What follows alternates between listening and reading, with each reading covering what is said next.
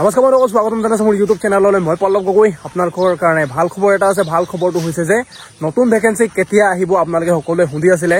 গতিকে CM ছাৰে কৈছে যে কেতিয়া আহিব। আপোনালোকক মই ভিডিঅ' ক্লিপ এটা আছে, আপোনালোকক মই দেখুৱাই দিম।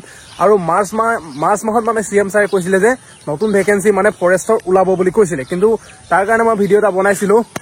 কিবা কাৰণত মানে পিছুৱাই দিলে, সেইকাৰণে এতিয়া আকৌ কৈছে যে কেতিয়া ওলাব। আপোনালোকক ভিডিঅ' ক্লিপটো দেখুৱাই দিম, আপোনালোকে চাই ল'ব। আৰু আপোনালোকে যিবিলাকৰ ফিজিকেলত বেয়া হ'ল, আপোনালোকে ফিজিকেলত এবাৰ ভালকে প্ৰেক্টিচ কৰক। পুৰা ঘোঁৰাৰ দৰে মানে পুৰা হেভি বনিব লাগিব, তেতিয়াহে আপোনালোকে লাষ্টত মানে কি ৰিটেন দিবলৈ পাব। নহ'লে আপোনালোকে এবাৰ গম পাইছে নহয় কিমান কষ্ট কৰিব লাগিব।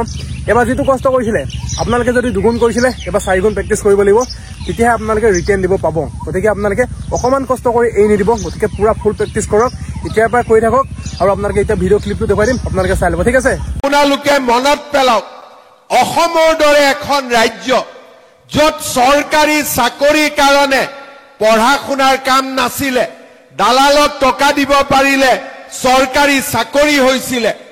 আজি যদি মই বিচাৰিলোহেঁতেন 1.5 লাখ ল'ৰা ছোৱালীক মই চাকৰি দিলো, এজনৰ পৰা যদি মই 1 লাখ টকাও ললোহেঁতেন, মোৰ হাতত 15,000 কোটি টকা জমা হলেহেঁতেন।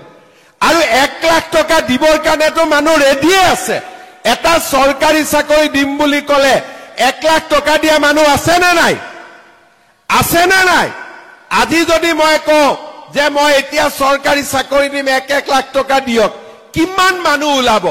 কিন্তু আজি ভাৰতীয় জনতা পাৰ্টিৰ চৰকাৰখনে 1.5 লাখ চৰকাৰী চাকৰি দিলে, কাৰো পৰা 1 টকা তামোল পাণ এখনো নোখোৱাকৈ আজি 1.5 লাখ মানুহক চাকৰি দিলে। তাৰ ফলত লাভ কি হৈছে? চাকৰি পুৱাই চাকৰি পাইছে, কিন্তু তাৰ লগত মানুহৰ পঢ়া শুনাৰ প্ৰতি বিশ্বাস হৈছে যে পঢ়িলে চাকৰি পাম, পঢ়িলে কৰ্ম সংস্থাপন পাম। আজি মই যেতিয়া মিটিঙত আহো, মোক ল'ৰা ছোৱালীয়ে সোধে, ছাৰ পুলিচত আমাক আকৌ ইণ্টাৰভিউ কেতিয়া ওলাব, ADRE ৰিজাল্ট কেতিয়া দিব? আৰু মোক সুধিলে মই বেয়াও নাপাওঁ, এটাই মই উত্তৰ দিওঁ যে এতিয়া পুলিচৰ ইণ্টাৰভিউ চলি আছে, নৱেম্বৰত আৰু পোষ্ট ওলাব। তাৰমানে আজি আমাৰ অসমত ল'ৰা ছোৱালীয়ে আশা কৰিব পাৰে যে মই যদি পঢ়া শুনা কৰো, অন্তত মোৰ ভৱিষ্যত আছে।